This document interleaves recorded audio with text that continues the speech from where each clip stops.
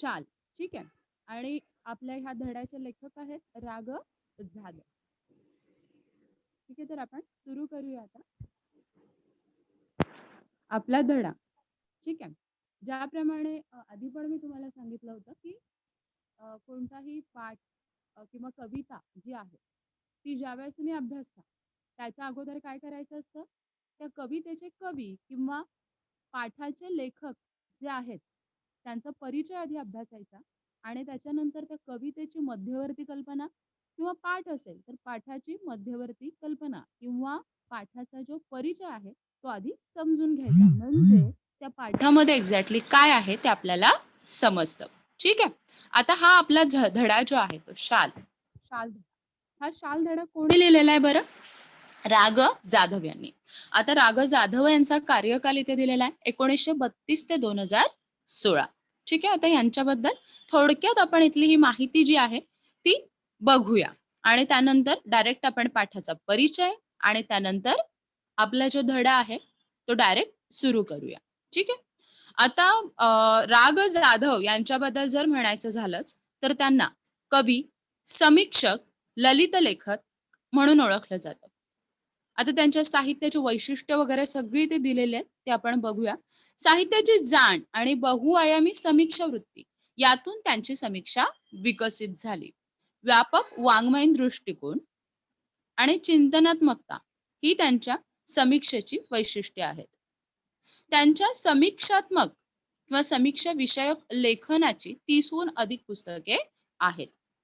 त्यांचे साहित्य आणि सामाजिक संदर्भ, आनंदाचा डोह, निळी पहाट, आधुनिक मराठी कवयित्रींची कविता, साठोत्तरी मराठी कविता व कवी, आगळीवेगळी नाटकं ही समीक्षा पुस्तकं त्यांची प्रसिद्ध आहेत. शिवाय वियोग ब्रह्म, मावळतीच्या कविता हे त्यांचे कविता संग्रह इत्यादी लेखन सुद्धा त्यांचे प्रसिद्ध आहे. 1970 ते 1990 या काळात ते विश्वकोशाच्या संपादनातही सहभागी झालेले होते. ठीक आहे. विश्वकोशाबद्दल आणखी माहिती तुम्हाला तुमचा जो शेवटचा लेसन जो आहे किंवा रॅपिड रीडिंग सेक्शन मध्ये तुम्हाला जो दिलेला आहे व्युत्पत्ती कोश, त्याच्यामध्ये तुम्हाला आणखीन जी माहिती आहे ती मिळेलच. विश्वकोश म्हणजे असा एक पुस्तक आहे की त्याच्यामध्ये सर्व शब्द आणि महत्वाच्या ज्या कोणत्याही भाषेतील जे महत्वाचे शब्द आहेत किंवा महत्वाच्या गोष्टी त्यांच्याबद्दल अधिक प्रमाणात माहिती जी आहे ती पुरवलेली असते. ठीक आहे. ओके. आता ह्यांच्याबद्दल आपण माहिती जी आहे ती बघितली रा. ग. जाधव यांच्याबद्दल. आता आपण आपल्या पाठामध्ये एक्झॅक्टली काय आलेलं आहे ते पाहूया. ठीक है. आपल्या धड्याचं नाव आहे शाल. ठीक है. शाल आप सब लोगों को पता है. शाल एक बड़ा कपड़ा होता है जो ओढ़ा जाता है ठंडी में वगैरह, लपेटा जाता है, ओढ़ा जाता है. ठीक है. तो ये शाल जो है वो शाल एक्चुअली किसी के ऑनर में जो है किसी को दी जाती है. ठीक है. अप्रिसिएशन में, किसी के अप्रिसिएशन में या फिर अप्रिसिएशन करते वक्त या फिर ऑनर में किसी सम्माननीय व्यक्ति को ये शाल और श्रीफल मतलब नारियल जो है ये दोनों एक साथ दिए जाते हैं. ठीक है. किसी का अगर सम्मान करना हो तो उस टाइम पे. ठीक है. तो उसी रेफरेंस से यहाँ पे शाल, ये जो हमारा लेसन है, ये लेसन रा. ग. जाधव इन्होंने हमें यहाँ पे बताया है. ठीक है. तो चलो हम पाठ परिचय जो है वो पहले देखते हैं. शालीभोवती असलेल्या लेखकांच्या आठवणी या पाठातून व्यक्त झाल्या आहेत. ठीक है. शालीभोवती असलेल्या. अब शाल, उन्हें जो शाल जो है वो मिली थी. ठीक है. उनके ऑनर में. ठीक है. उनका अप्रिसिएशन करते वक्त जो शाल उन्हें मिली थी, बहुत सारी शाल. ठीक है. तो उनकी जो उससे रिलेटेड जो यादें उनकी है, तो इससे रिलेटेड ये लेसन हमारा है यहाँ पे. ठीक है. शाल ही प्रतीकात्मक आहे. ठीक आहे. शाल ही एक प्रतीक आहे. प्रतीक म्हणजे काय? एक सिम्बॉल, लाईक अ सिम्बॉल. शालीमुळे येणारा शालीनतेचा संदर्भ अंतर्मुख करणारा आहे. ठीक आहे. आता याच्यामध्ये शाली ज्या आहेत त्या शालींच्या संदर्भात त्यांनी बऱ्याचशा आठवणी ज्या आहेत त्या आठवणी सांगितलेल्या आहेत. तर त्या आठवणींमुळे तो एक संदर्भ त्यांनी दिलेला आहे इथे यमक जुळवलेला आहे, पण त्याचा अर्थही तितकाच व्यापक आहे, शालीनता. ठीक आहे. त्या शालीनतेचा जो अर्थ आहे, शालीनता म्हणजे काय? सात्विक वृत्ती, सालस. ठीक आहे. जेंटल. तो ये संदर्भ, ठीक आहे. हा जो संदर्भ इथे आलेला आहे, तो अंतर्मुख करणारा आहे. पाठामध्ये जी उदाहरणं आलेली आहेत, त्यानुसार. पाठातील औदार्याचे उदाहरण ही माणसाची संवेदनशीलता जपणारे आहे. ठीक आहे. पाठातील औदार्याचे उदाहरण जे आहे, ते माणसाची संवेदनशीलता जपणारे आहे. वस्तूंच्या संदर्भातील आठवणींचे मोल महत्वाचे असते. कोणत्याही निर्जीव वस्तूशी निगडित असलेले संदर्भ मानवी भावना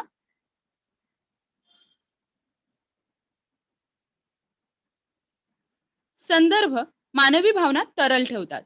वस्तूशी निगडित कोणतीही आठवण असो अथवा प्रसंग त्याचे मानवी संदर्भ सर्वार्थाने महत्वाचे ठरतात. ठीक आहे. आता शाल ही एक वस्तू आहे. ठीक आहे.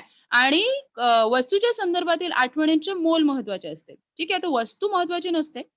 ती एका ठराविक काळापुरती महत्वाची असते. पण त्याच्याशी रिलेटेड ज्या आठवणी असतात ना, त्या आठवणींचे मोल महत्वाचे असते. कोणत्याही निर्जीव वस्तूंशी निगडित असलेले संदर्भ मानवी भावना तरल ठेवतात. कोणत्याही निर्जीव वस्तूशी निगडित असलेले जे संदर्भ असतात, ते मानवी भावना तरल ठेवतात. ठीक आहे. आपल्या मनात त्या भावना कायम स्वरूपात राहतात किंवा एक तरलपणा असतो त्याच्यामध्ये. तरंगत राहतात असं. वरवर त्या आपल्याला आठवत राहतात. वस्तूंशी निगडित कोणतीही आठवण असो अथवा प्रसंग त्याचे मानवी संदर्भ सर्वार्थाने महत्वाचे ठरतात. ठीक आहे. तर आता वस्तू नाही, पण वस्तूशी निगडित ज्या आठवणी असतात, त्या आठवणी सर्वार्थाने महत्वाच्या ठरतात. ठीक आहे. आता इथे थोडक्यात आपल्याला हे पाठाबद्दल सांगितलेलं आहे. तर लेखकांना पण मिळालेल्या ज्या शाली आहेत, त्या शालींशी रिलेटेड त्यांच्या ज्या आठवणी आहेत, त्या आठवणी त्यांनी इथे सांगितलेल्या आहेत अनेक प्रसंगातून आणि काही थोड्या प्रमाणात त्यांनी काही गोष्टी आपल्याला समजवण्याचाही प्रयत्न केलेला आहे. ठीक आहे. जसं की ते सांगितलेलं आहे, की शालीमुळे येणारा जो शालीनतेचा संदर्भ आहे, तो अंतर्मुख करणारा आहे. सगळ्यांनाच. ठीक आहे. आपल्या सगळ्यांनाच अंतर्मुख करणारा असा तो संदर्भ शालीचा, याच्यामध्ये शालीनतेचा संदर्भ आलेला आहे. ओके. आता आपण डायरेक्टच पाठाला सुरुवात करूया. आधी मी तुम्हाला इथे एवढा पूर्ण पॅराग्राफ जो आहे, तो रीड करून दाखवते. ऑब्व्हियसली वाचनामध्ये कुणाला काहीही अडचणी असतील किंवा एखादा शब्द वगैरे उच्चारण्यासाठी तुम्हाला कठीण असेल, तर तो तुम्हाला त्यावेळेस तो समजेल. ठीक आहे. त्याच्यामुळे मी जेव्हा वाचत असेल, त्यावेळेस सगळ्यांनी लक्ष द्यायचंय व्यवस्थित आणि समजून घ्यायचंय. ठीक आहे. एकदा मी पु. ल. देशपांडे यांच्याकडे काही एक निमित्ताने गेलो होतो. काम झाल्यावर मी निघण्याच्या बेतात होतो. तेवढ्यात सुनीताबाईंनी मला थांबवले व विचारले, तुम्हाला शाल दिली तर चालेल काय? मी एका पायावर हो म्हटले. पु. ल. व सुनीताबाई यांनी मला शाल द्यावी, हा मला मोठा गौरव वाटला. ती शाल मी माझ्या खोलीतल्या सुटकेसमध्ये ठेवून दिली. वापरली मात्र कधीच नाही. पुढे वाईला विश्वकोशाचा अध्यक्ष म्हणून मी गेलो. तिथे नदीकडच्या प्राज्ञ पाठशाळेच्या खोलीत मी राहत असे. खोलीच्या दक्षिणेकडील खिडक्या कृष्णा नदीच्या चिंचोळ्या प्रवाहावर होत्या. थंडीच्या दिवसात एक बाई माझ्या खिडकीखालील घाटाच्या छोट्या तटावर तिचे छोटे मूल एका टोपलीत ठेवून मासे पकडण्याच्या उद्योगात होती. तिचे बाळ कडाक्याच्या थंडीने कुडकुडत रडत होते. पण आई तिकडे बघतही नव्हती. मला मात्र राहवले नाही. मी सुटकेस मधील पुलकित शाल काढली, 5-50 रुपयांच्या नोटा काढल्या व त्या बाईला हाक मारली. खिडकीतून ते सर्व खाली दिले आणि म्हटले, त्या बाळाला आधी शालीत गुंडाळ आणि मग मासे मारत बैस. या घटनेची ऊब पुलकित शालीच्या उभेपेक्षा अधिक होती. ठीक आहे. आय होप तुम्हाला रीडिंग व्यवस्थित समजली असेल. जर कुणाला काही अडचण असेल एखादा शब्द वाचण्यामध्ये, ठीक आहे, रीड करण्यामध्ये, तर तो तुम्हाला कळेल. त्यामुळे टीचर ज्यावेळेस रीडिंग करत असतात त्यावेळेस लक्ष द्या. व्यवस्थित स्वतःही मनन करा. त्याच्यामुळे तुमची रीडिंगही सुधारेल आणि जे डाउट्स असतील शब्द उच्चारणामध्ये, ठीक है, प्रोनाउंसिएशन में अगर आपको कुछ प्रॉब्लम है तो वो वहां पे क्लियर हो जाएंगे, ठीक है। तो अब यहाँ पे इस पैराग्राफ में एग्जैक्टली क्या दिया है ये हमें देखना है। जैसे कि मैंने स्टार्टिंग में ही आप लोगों को बताया था कि शाल से रिलेटेड जो उनकी यादें हैं, राग जाधव इनकी जो यादें हैं वो अलग अलग इंसिडेंट, ठीक है, जो उनके सामने आए थे, तो वो उन्होंने यहाँ पे इस लेसन में हमारे साथ शेयर किए हैं, ठीक है। तो पहला इंसिडेंट ऐसा ही उन्होंने बताया है यहाँ पे की एकदा मी पु ल देशपांडे यांच्याकडे काही एक निमित्ताने गेलो होतो, ठीक आहे। ते काय म्हणतात की एकदा पु ल देशपांडे यांच्याकडे ते काही एक निमित्ताने गेले होते आणि काम झाल्यावर ते म्हणतात मी निघण्याच्या बेतात होतो, ठीक आहे। काम झाल्यावर निघण्याच्या बेतात होतो म्हणजे मी निघण्याची तयारी केली होती निमित्ताने। आता इथे शब्द काही आलेले आहेत तेही लक्षात घ्यायचे। निमित्त म्हणजे काय, कारण, पर्पज, ठीक आहे, अ पर्पज अ रिझन, काही एका कारणाने काही एका निमित्ताने गेलो होतो आणि काम झाल्यावर ते म्हणतात मी निघण्याच्या बेतात होतो। तेवढ्यात सुनीताबाईंनी मला थांबवले व विचारले तुम्हाला शाल दिले तर चालेल काय, ठीक आहे। आता सुनीताबाईंनी त्यांना काय विचारलं की तुम्हाला शाल दिली तर चालेल काय, ते एक प्रकारे अप्रिसिएशन या फिर ऑनर में ही उनके पूछा था उन्होंने, ठीक है। आता इथे दोन नावं आलेली आहेत, ठीक आहे, पु ल देशपांडे आणि सुनीताबाई। आता पु ल देशपांडे आणि सुनीताबाई हे दोघंही प्रसिद्ध असे लेखक आहेत, मराठीतील नामांकित असे लेखक आहेत, ठीक आहे। पु ल देशपांडे मराठीतील प्रख्यात आणि लेखक आणि अष्टपैलू असं व्यक्तिमत्व त्यांचं आहे।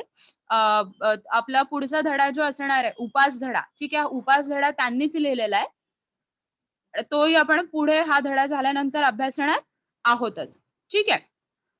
आणि त्याच्यानंतर रेफरन्स आलेला आहे त्यांच्या पत्नी सुनीताबाईंचा, ठीक आहे, सुनीताबाई देशपांडे, ठीक आहे। इथे फक्त सुनीताबाई त्यांनी सांगितलेलं आहे, पण सुनीताबाई देशपांडे हे त्यांचं पूर्ण नाव। आता सुनीताबाई ह्या पु ल देशपांडे यांच्या पत्नी, मात्र त्या सुद्धा एक सुप्रसिद्ध अशा लेखिका आहेत, ठीक आहे, मराठीतील एक वेल नोन अशा रायटर आहेत, ठीक आहे।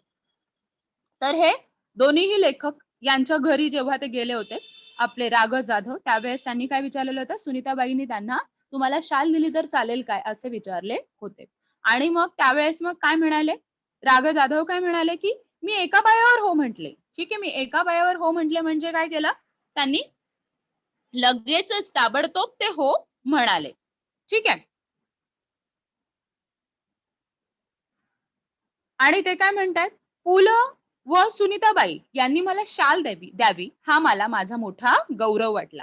ती शाल मी माझ्या खोलीतल्या सुटकेसमध्ये ठेवून दिली, वापरली मात्र कधीच नाही, ठीक आहे। आता त्यांना काय झालं ते म्हणतात की पु ल देशपांडे आणि सुनीताबाई देशपांडे हे प्रसिद्ध असे लेखक होते, ठीक आहे, मराठीतील खूप प्रसिद्ध असे लेखक, नामांकित अशी व्यक्तिमत्व, तर त्यांनी मला शाल देऊ का हे विचारणं म्हणजे माझ्यासाठी खूप मोठा गौरव होता, ठीक आहे, खूप मोठं अप्रिसिएशन होतं माझ्यासाठी की ते मला असं विचारतात, ठीक आहे। तर त्याच्यामुळे ते म्हणतात की त्यांनी मला जेव्हा हे विचारलं त्यावेळेस मी ताबडतोब हो म्हणालो आणि त्यांनी दिलेली शाल जी आहे ती मी कुठे ठेवून दिली, माझ्या खोलीतल्या सुटकेसमध्ये मी ठेवून दिली असं ते म्हणतात आणि वापरली मात्र कधीच नाही असं देखील त्यांनी सांगितलेलं आहे। आता इथे एक ह्या पॅराग्राफ मध्ये एक वाक्प्रचार आलेला आहे, तो वाक्प्रचार पण मी इथेच तुम्हाला सांगते, पुन्हा आपण लास्ट लेक्चर मध्ये तो अभ्यासूया, पण पुन्हा एकदा इथे एकदा सांगून देते, निघण्याच्या बेतात होतो, ठीक आहे। निघण्याच्या बेतात होतो म्हणजे काय, निघण्याच्या बेतात असणे हा एक वाक्प्रचार आहे, ठीक आहे। निघण्याच्या बेतात असणे म्हणजे जाण्याच्या तयारीत असणे, ठीक आहे। मी शाळेतून निघण्याच्या बेतात होतो, ठीक आहे, किंवा मी घरून निघण्याच्या बेतात होतो, कोणत्याही प्रकारचा असं सेंटेन्स तुम्ही करू शकता, तयार करू शकता, म्हणजे आतापासूनच हे तयार करून ठेवा किंवा थोडासा विचार करत चला याच्यावर, कारण वाक्प्रचारांचा 4 मार्कांसाठी तुम्हाला प्रश्न विचारलेला असतो परीक्षेमध्ये, ठीक आहे।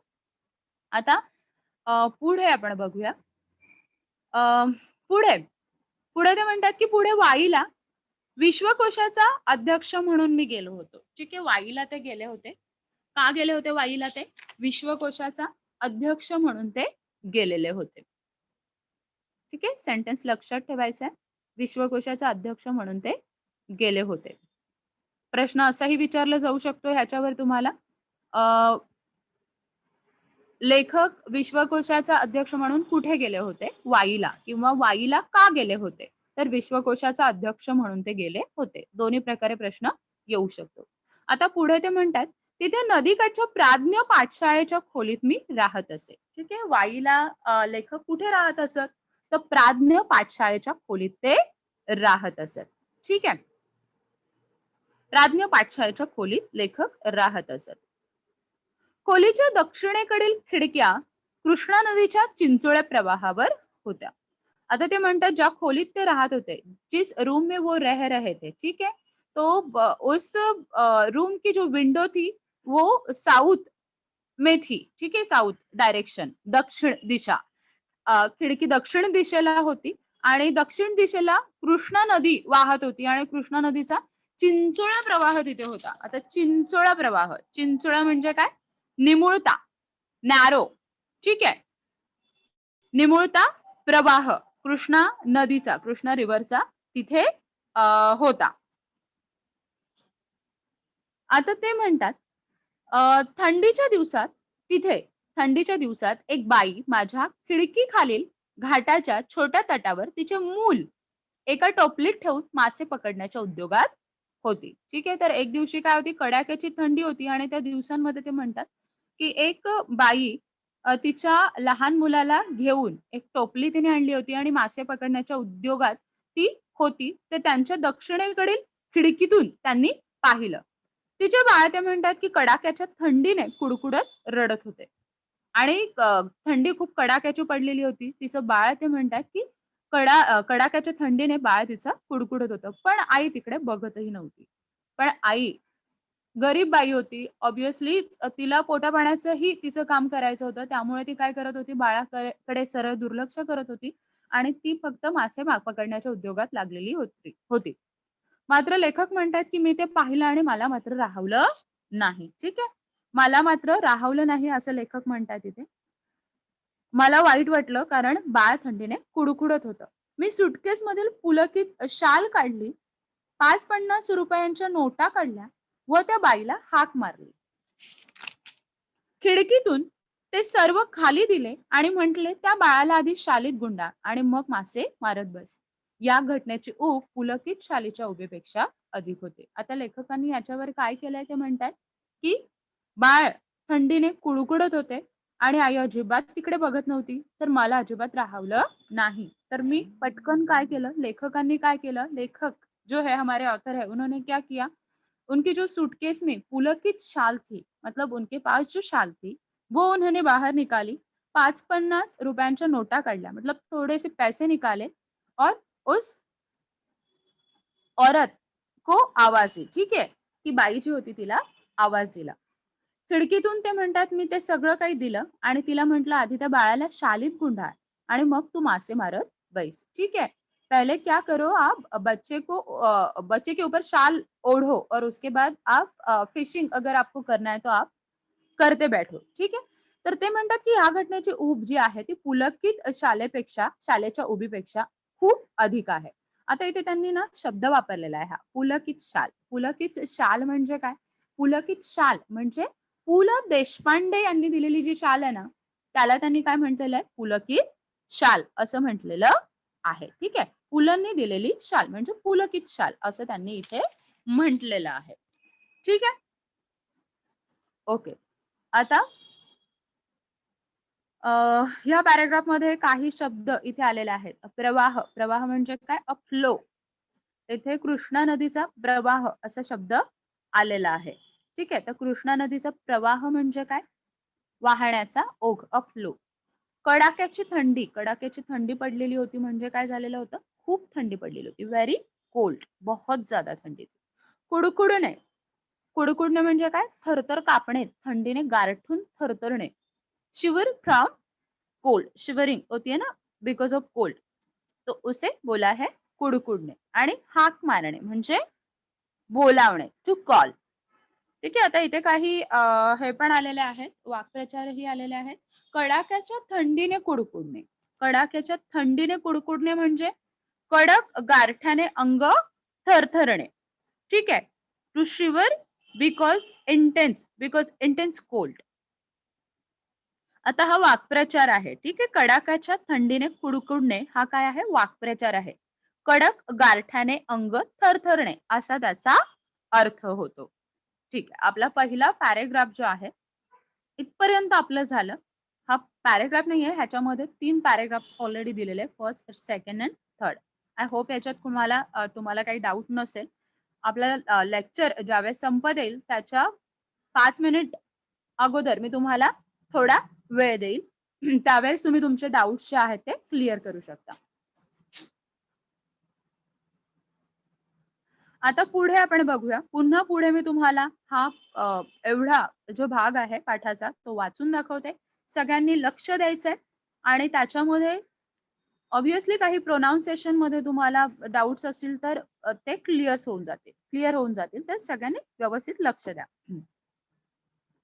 कविवर्य नारायण सुर्वे खूप सभा संमेलन गाजवत. पुढे ते साहित्य संमेलनाचे अध्यक्षही झाले. परिणामतः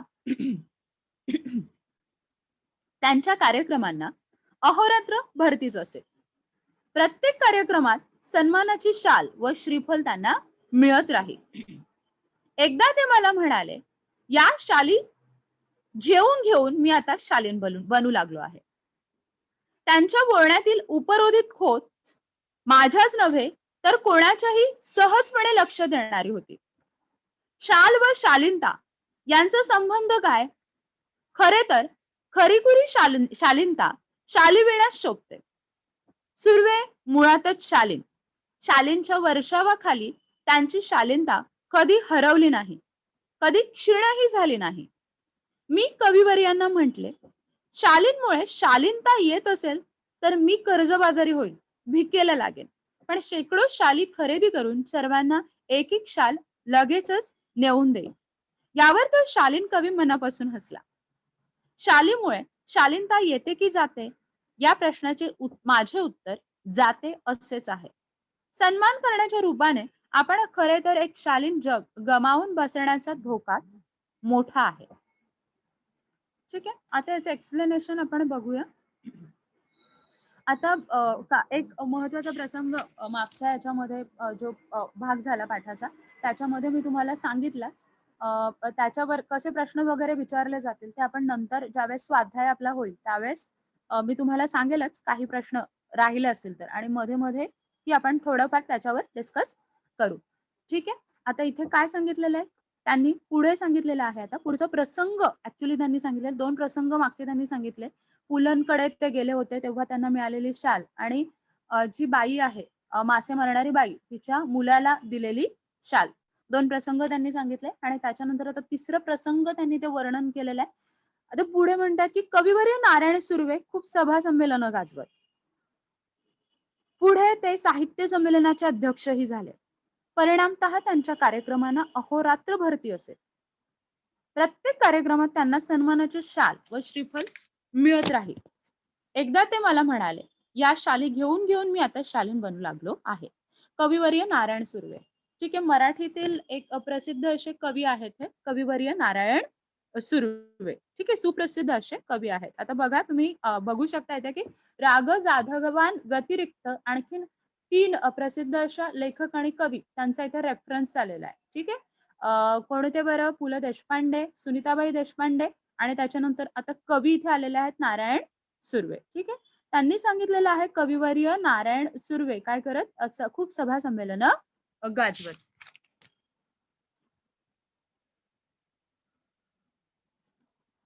ठीक आहे. असा प्रश्न तुम्हाला याच्यावर विचारला जाऊ शकतो की सभा संमेलन गाजवणारे कवी. ठीक आहे. हा प्रश्न जर का विचारला तर कविवर्य नारायण सुर्वे यांचं नाव तुम्हाला लिहायचं आहे चौकटीमध्ये. पुढे आपल्या स्वाध्यायामध्ये तो प्रश्न दिलेलाही आहे. पुढे ते साहित्य संमेलनाचे अध्यक्षही झाले आणि काही दिवसांमध्ये किंवा काही काळानंतर कविवर्य नारायण सुर्वे काय झाले होते? साहित्य संमेलनाचे अध्यक्षही झाले होते. आणि ते म्हणतात की त्यांच्या कार्यक्रमांना अहोरात्र भरतीच असे. त्यांच्या कार्यक्रमांना काय असे? अहोरात्र भरती असे. अहोरात्र भरती असे म्हणजे काय? तर रात्रंदिवस, डे अँड नाईट असा. ते शब्दशः अर्थ पकडू नये. पण त्यांनी काय सांगितलेलं आहे, की त्यांच्या कार्यक्रमांना भरपूर गर्दी असेल. त्याच्यासाठी अहोरात्र भरती असे हा शब्द वापरलेला आहे. प्रत्येक कार्यक्रमात सन्मानाची शाल व श्रीफल त्यांना मिळत राहे आणि ते काय म्हणतात, की प्रत्येक कार्यक्रमात त्यांना सन्मानाची शाल आणि श्रीफळ मिळत राहे. ठीक है? जैसे कि मैंने स्टार्टिंग में ही आपको बोला था कि किसी व्यक्ति का अगर सम्मान करना है, ठीक है? किसी व्यक्ति को उसके ऑनर में शाल और श्रीफल, श्रीफल मतलब नारियल, नारियल जो है कोकोनट, ठीक है? उसे क्या बोला जाता है? श्रीफळ जो है वो बोला जाता है. ठीक आहे. प्रत्येक कार्यक्रमात ते म्हणतात त्यांना सन्मानाची शाल आणि श्रीफळ मिळत राहील.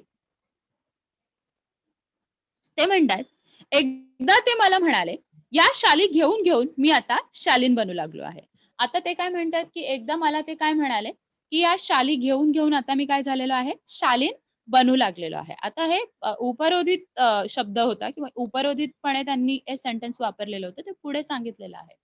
आता त्यांनी हे म्हटलेलं आहे, "या शाली घेऊन, घेऊन मी आता शालीन बनू लागलेलो आहे." आता शालीन या शब्दाचा अर्थ काय आहे? सात्विक वृत्तीचा, सालस, जेंटल. ठीक आहे.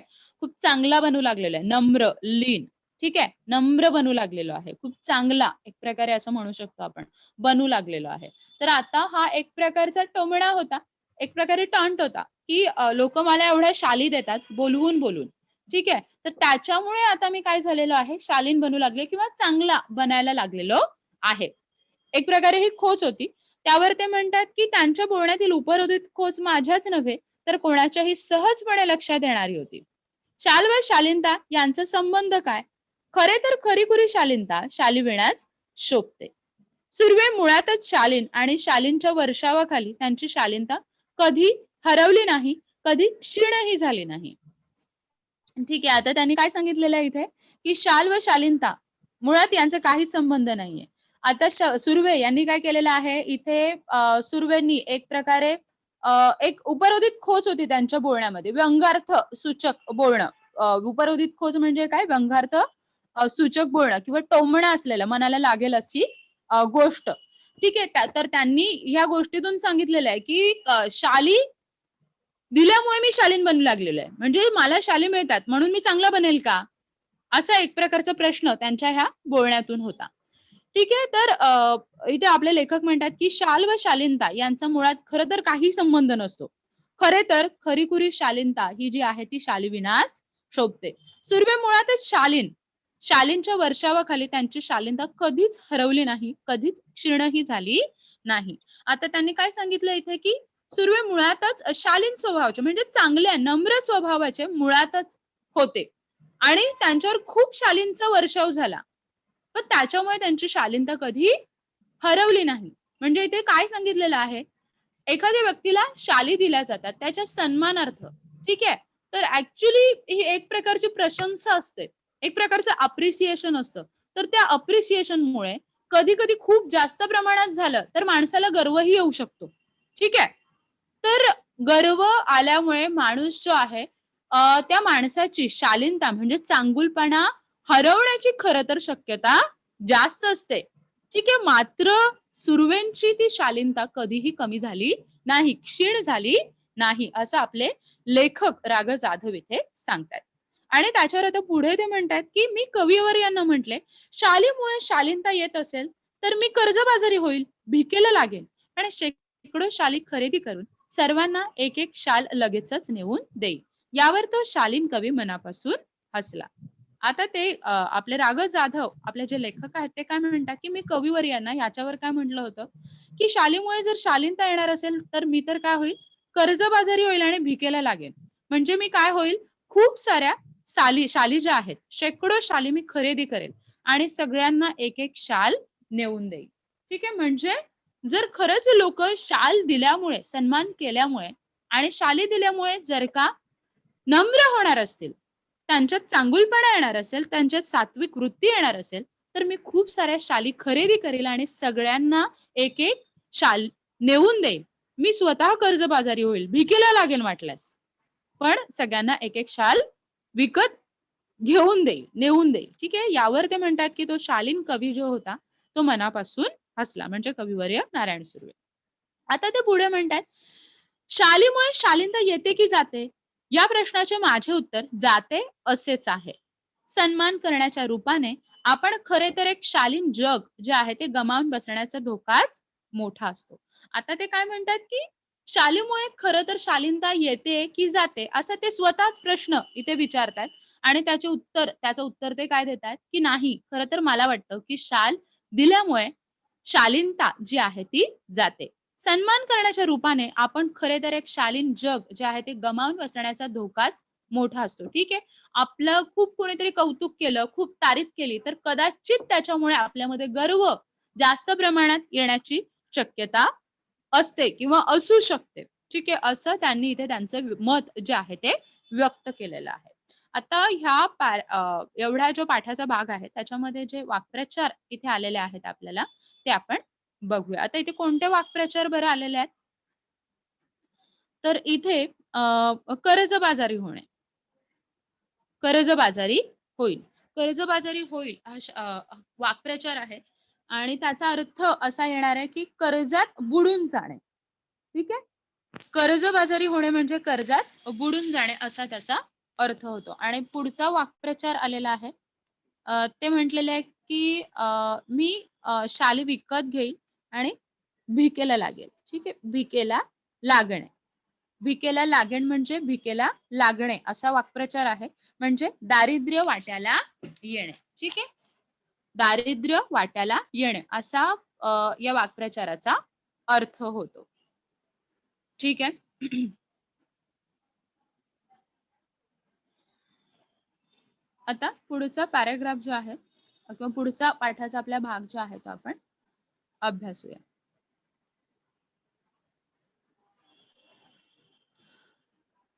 ऑब्व्हियसली हा भाग पुन्हा मी तुम्हाला वाचन करून दाखवते आणि त्याच्यानंतर त्याचं एक्सप्लेनेशन जे आहे ते आपण पाहूया. सगळ्यांनी लक्ष द्यायचंय.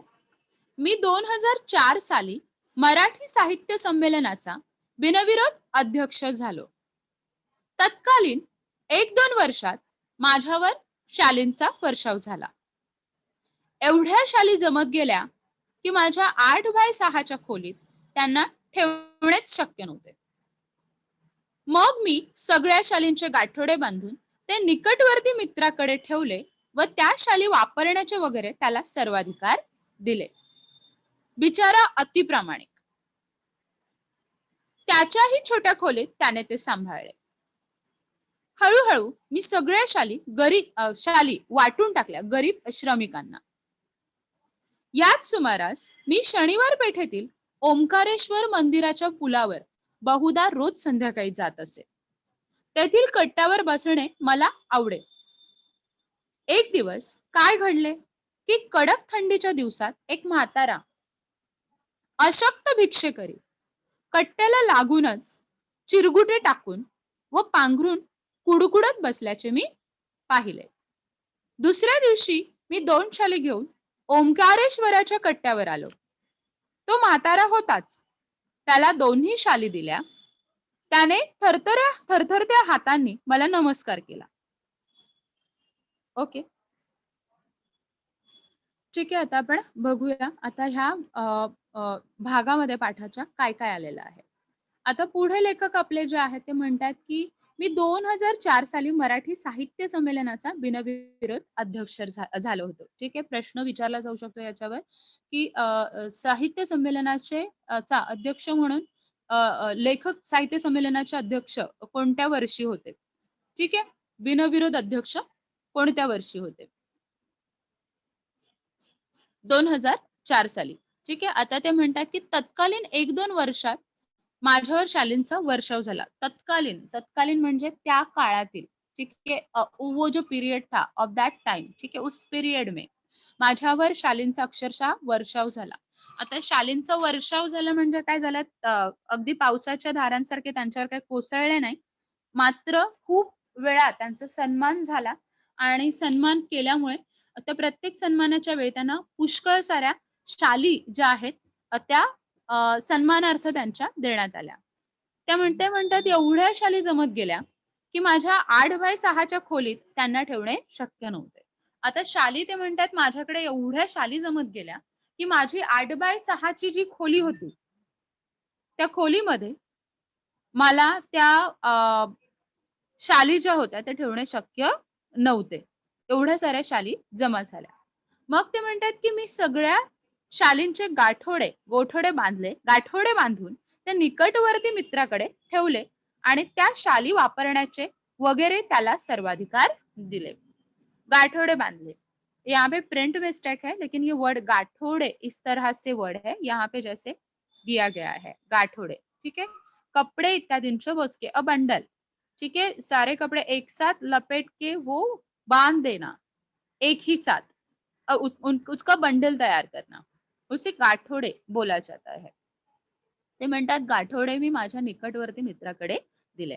आता निकटवर्ती मित्र म्हणजे जवळचा, व्हेरी क्लोज फ्रेंड, ठीक है। तो उस क्लोज फ्रेंड के पास वो बोल रहे हैं कि मैंने एक बंडल तैयार किया, सारे शाल उसमें लपेट दिए, रैप किए और मेरा बहुत ही क्लोज फ्रेंड जो था उसके घर पे रखने के लिए दिए व त्या शाली वापरण्याचे सगळे वगैरे त्याला सर्वाधिकार दिले. त्या शाली ज्यांचं गाठोडं लेखकांनी त्याला दिला, ठीक आहे, त्याचे सर्वाधिकार लेखकांनी त्या शाली वापरण्याचे त्याला दिले. सर्वाधिकार म्हणजे काय? सर्व अधिकार, फुल पॉवर, ठीक आहे. ते म्हणतात सर्वाधिकार आम्ही लेखकांना दिले. सॉरी, लेखकांनी त्यांच्या मित्राला सगळे सर्वाधिकार दिले शाली वापरण्याचे आणि ते म्हणतात बिचारा अतिप्रामाणिक, त्याच्याही छोट्या खोलीत त्याने ते सांभाळले. आणि ते म्हणतात की त्याने सुद्धा काय केलं, तो अतिप्रामाणिक असा माझा मित्र, तो सुद्धा त्याने सुद्धा ते सांभाळण्याचं काम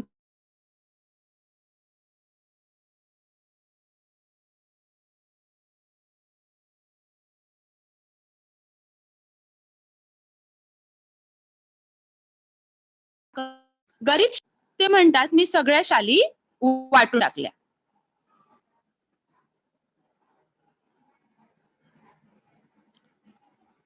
आता गरीब श्रमिकांना, श्रमिक हा शब्द आलेला आहे. श्रमिक म्हणजे काय? काम करणारे, कष्ट करणारे जे लोक आहेत, हार्ड वर्कर्स, त्यांना श्रमिक म्हटलं जातं, ठीक आहे. आणि अतिप्रामाणिक हा सुद्धा शब्द आहे. अतिप्रामाणिक म्हणजे व्हेरी हॉनेस्ट, खूप इमानदार व्यक्ती जी आहे, तिला अतिप्रामाणिक व्यक्ती म्हटलेलं आहे. आता पुढे याच सुमारास ते म्हणतात, याच सुमारास मी शनिवार पेठेतील ओंकारेश्वर मंदिराच्या पुलावर बहुधा रोज संध्याकाळी जात असे. शनिवार पेठ हे एका ठिकाणाचं नाव आलेलं आहे. शनिवार पेठ हे ठिकाण जे आहे, ते ठिकाण याच्या जवळ आहे, पुण्यात आहे. शनिवार पेठ पुण्यातील एका परिसराचं, प्रसिद्ध असं परिसराचं नाव आहे. आणि त्यांनी पुढे दिलेल्या शनिवार पेठेतील ओंकारेश्वराच्या मंदिराच्या पुलावर ते रोज संध्याकाळी बसत असत. ओंकारेश्वर म्हणजे शंकराचं, महादेवाचं मंदिर. शनिवार पेठेतील शंकराचे एक देऊळ आहे. तो स्मशानाचा असा परिसर आहे. तर ते म्हणतात मी तिथे बहुधा रोज संध्याकाळी बसत असे, तेथील पुलावर, तेथील कट्ट्यावर बसणे मला आवडे. ठीक आहे, त्या पुलावर ते असत आणि तिथला जो कट्टा होता, त्या कट्ट्यावर त्यांना बसायला आवडत असे. कट्टा, कट्टा म्हणजे दगडांचा चौकोनी ओटा, a raise platform, a raise platform of stones, ठीक आहे, त्याला कट्टा असं म्हटलं जातं. आणि बहुधा, बहुधा म्हणजे बहुतेक करून, मोस्ट प्रॉबेबली, बहुत बार वो बैठा करते थे वहां पे. तेथील कट्ट्यावर बसणे मला आवडे. त्यांना तिथल्या कट्ट्यावर बसायला आवडत असे. एक दिवस ते म्हणतात, एक दिवस काय घडले की कडक थंडीच्या दिवसात एक म्हातारा अशक्त भिक्षेकरी कट्ट्याला लागूनच चिरगुटे टाकून व पांघरून कुडकुडत बसल्याचे मी पाहिले. आता ते काय म्हणतात की एक दिवस असंच कडक थंडीचे दिवस होते. तर कडक थंडीच्या दिवसामध्ये एक म्हातारा माणूस होता. म्हातारा माणूस, बहुत ही बूढ़ा इंसान, तो वो अशक्त भिक्षेकरी, खूपच अशक्त, दुबळा, वीक ऐसा, फेबल, वृद्ध म्हणजे म्हातारा, वयोवृद्ध व्यक्ती, एज किंवा बूढ़ा इंसान. अशक्त भिक्षेकरी. भिक्षेकरी म्हणजे भीक मागणारा, अ बेगर. तो काय झालेला होता तिथे बसलेला होता कट्ट्याला लागूनच चिरगुटे टाकून. चिरगुटे म्हणजे चिंध्या, रॅग, फटा हुआ कपड़ा, ठीक है, श्रेड्स ऑफ क्लोथ. तो वो डाल के चिरगुटे टाकून पांघरून कुडकुडत बसल्याचे मी पाहिले. पांघरून मतलब उसने नीचे भी वो बिछाया था और अपने ऊपर भी लिया था उसने. पण ते कसं होतं ते फाटलेलं असे चिरगुट्या होतं आणि त्याच्यामुळे त्याला थंडी वाजत होती. कुडकुडत तो बसला होता. ते पुढे म्हणतात दुसऱ्या दिवशी मी 2 शाली ओंकारेश्वराच्या कट्ट्यावर घेऊन आलो. तो म्हातारा होताच. त्याला दोन्ही शाली दिल्या. त्याने थरथरत्या हातांनी मला नमस्कार केला. आता ते काय म्हणतात पुढे की मी दुसऱ्या दिवशी काय केलं? दुसऱ्या दिवशी मी ओंकारेश्वराच्या कट्ट्यावर आलो. 2 शाली घेऊन. त्यांच्याकडे ज्या शाली होत्या, त्या शाली घेऊन ते ओंकारेश्वराच्या कट्ट्यावर आले आणि तिथे त्यांनी त्या म्हाताऱ्याला पाहिले. तो म्हातारा तिथे होताच आणि त्याला ते म्हणतात, की मी 2 शाली दिल्या. 2 शाली दिल्या आणि ते म्हणतात, की त्याने सुद्धा मला थरथरत्या हातांनी नमस्कार केला. ठीक आहे. अशा प्रकारे हा जो पाठाचा तुमचा भाग आहे, त्याचंही एक्सप्लेनेशन आपलं झालेलं आहे. आता ऑलमोस्ट आपल्याला 5 मिनिट शिल्लक राहिलेले आहेत. तर ह्या 5 मिनिटांमध्ये आपण आता तुम्हाला जर का काही डाउट्स असतील तर विचारा तुम्ही. ते क्लिअर करूया.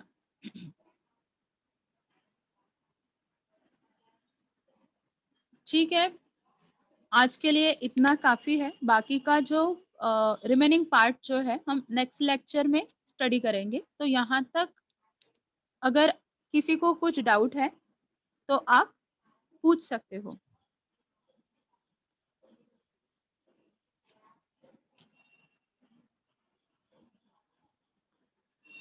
Yes Nidhi. Nidhi ask your doubt बेटा. टीचर मिक्सचेरी मतलब क्या होता है? सॉरी, मिक्सचेरी कहाँ पे ये वर्ड है? कौन से पैराग्राफ में आया है? ये सेकंड पैराग्राफ में सेकंड लाइन. सेकंड पैराग्राफ में सेकंड लाइन. भिक्षेकरी का? भिक्षेकरी. भिक्षेकरी हा, भिक्षेकरी म्हणजे भीक मागणारा, अ बेगर. बुढा इंसान, सॉरी, बुढा इंसान म्हणजे म्हातारा व्यक्ती म्हणजे बुढा इंसान. भिक्षेकरी म्हणजे भीक मागणारा, अ बेगर. ठीक है, भीक मांगने वाला इंसान, अ बेगर, त्याला भिक्षेकरी म्हटलेलं आहे. ओके, बहुत सारे बच्चे हैंड रेज कर रहे हैं. तो unmute yourself and ask your doubt. Hello ma'am. Yes, हाँ, good morning ma'am. Good morning बेटा, बोलो. मैम सुमारास म्हणजे काय? सॉरी, सुमारास. याच सुमारास मी शनिवार पाठीतील ओंकारेश्वर मंदिर पुलावर बहुधा रोज संध्याकाळी. Okay okay, I understand. याच सुमारास म्हणजे या कालावधीत, उसी पीरियड में, ठीक है. याच सुमारास मी शनिवार पेठेतील ओंकारेश्वर मंदिराच्या पुलावर बहुधा रोज संध्याकाळी जात असे. मतलब इसी पीरियड में मैं शनिवार पेठ में जो ओंकारेश्वर का मंदिर था वहां पे डेली इवनिंग में जाता था. Okay ma'am. ओके, मैम आणि कट्ट्यावर म्हणजे काय? सॉरी, कट्ट्यावर. कट्ट्यावर. कट्टा हा शब्द इथे दिलेला पण आहे ना. कट्टा म्हणजे दगडांचा चौकोनी ओटा, a rest platform of stones. Okay, thank you. Okay okay, next. Unmute yourself and ask your doubt.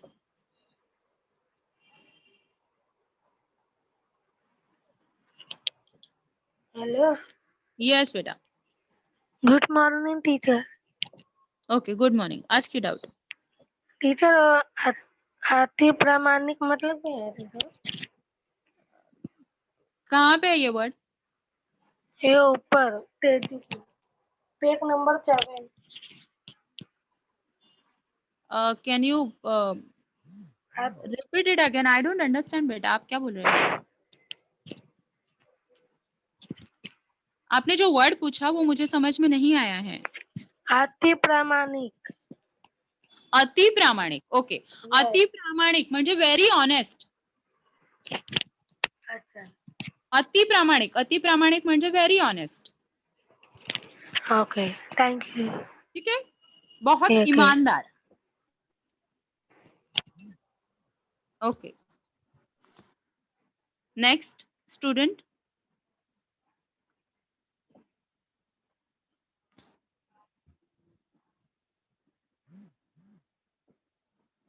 Ask your doubt, please.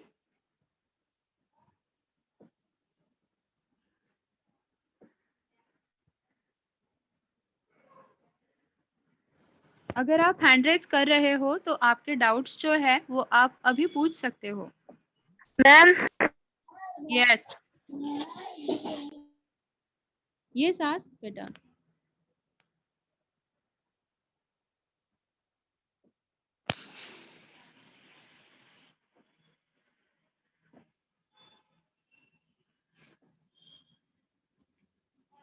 कोणते शब्द समजले नसतील, काहीही तुम्हाला शंका असतील एवढ्या भागामध्ये पाठाच्या तर विचारायच्या आहेत.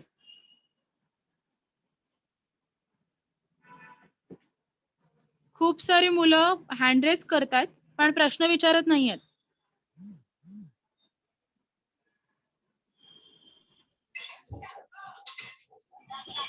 Miss okay, ask your doubt. Miss ये जो सेकेंड लाइन में जो फर्स्ट पैराग्राफ में सेकेंड लाइन में जो ये है इसका मतलब क्या हुआ? किसका मतलब क्या हुआ? पूरे लाइन का. Yes miss. काय दिलेलं आहे तिथे? मी साहित्य संमेलनाचा 2004 साली ते म्हणतात मराठी साहित्य संमेलनाचा बिनविरोध अध्यक्ष झालो होतो आणि Yes. तत्काल 1-2 वर्षात माझ्यावर शालींचा वर्षाव झाला. 2004 साली काय झालेलं होतं ते मराठी साहित्य संमेलनाचा बिनविरोध अध्यक्ष झाले होते आणि तत्कालीन म्हणजे त्या काळातील. ठीक आहे, त्याच 1-2 वर्षांमध्ये त्या पिरियड मधल्या 1-2 वर्षांमध्ये त्यांच्यावर शालींचा वर्षाव झाला. म्हणजे खूप साऱ्या शाली त्यांना मिळाल्या सन्मानार्थ. बऱ्याच ठिकाणी त्यांना त्यांचा सन्मान करण्यासाठी बोलवण्यात आलं, सत्कार करण्यासाठी बोलवण्यात आलं. एवढ्या शाली ते म्हणतात जमत गेल्या की मी माझ्या 8x6च्या खोलीत त्यांना ठेवणे शक्य नव्हते. ठीक है, उनकी छोटी सी रूम थी तो वहां पे उन्हें वो शाली जो है वो रखना पॉसिबल नहीं था. मग ते म्हणतात की मी त्यांचं गाठोडे बांधलं आणि माझ्या जवळच्या मित्राकडे ते ठेवण्यासाठी दिल्या. ठीक आहे, clear? Yes miss. Thank you Okay. Miss.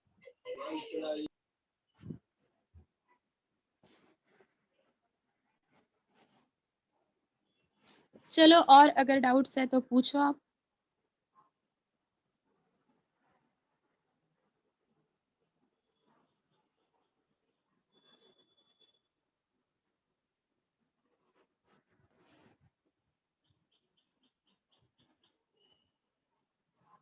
बहुत सारे बच्चे हैंड रेज कर रहे हैं लेकिन डाउट्स नहीं पूछ रहे. Hello, Miss. यस बेटा. Miss, what is the meaning of गरीब श्रमिकांना? गरीब श्रमिकांना, गरीब श्रमिकांना, गरीब मतलब गरीब लोग.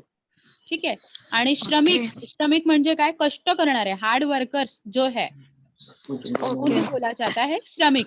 यहाँ पे इस वर्ड का मीनिंग दिया भी है. Okay miss, thank you. ठीक है, ये इथे तुम्ही पाहू शकता. Good morning miss. Good morning बेटा, बोलो. Yes miss, I have a doubt that अवकारेश्वराचा, what is the meaning of अवकारेश्वराचा? Omkareshwar, Omkareshwar महादेवाचं नाव आहे. ठीक आहे, ओंकारेश्वर, ओंकारेश्वर म्हणजे भगवान आणि मिस शंकर. चिरगुटे म्हणजे? सॉरी, चिरगुटे. चिरगुटे, चिरगुटे म्हणजे चिंध्या, रॅक्स, फटे हुए कपड़े, कपड़ा, फटा हुआ कपड़ा. Okay, miss. Thank you. Okay. Good morning, teacher. Good morning. Teacher, what is means by of Shali? शालीन म्हणजे नम्र. शालीन म्हणजे नम्र, सात्विक वृत्तीचा, सालस, चांगुलपणा असलेली व्यक्ती, नम्रतेने वागणारी व्यक्ती, modest, gentle person. Okay, teacher. Thank you. Okay.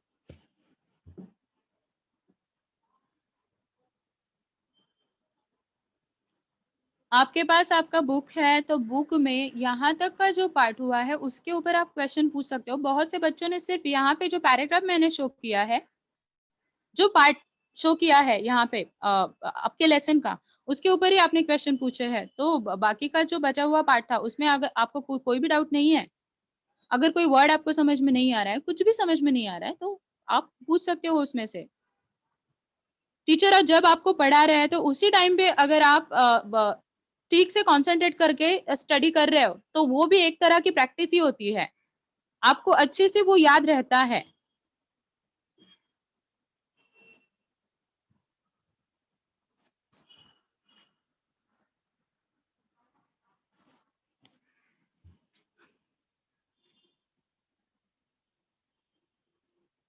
बहुत से बच्चों ने हैंड रेज किया. Ma'am will stop here. Yes. Our time is up. It's 8:52. We'll stop here. Students, whatever topic is being taught you today, sit at home. You have listened it carefully. Read it at home. Revise it properly. And your doubts again. Next lecture, ma'am can clear your doubts. She's always with us. Okay Okay. Thank you, ma'am. Ma'am. Okay. Thank you, students. Stay tuned for the next lecture.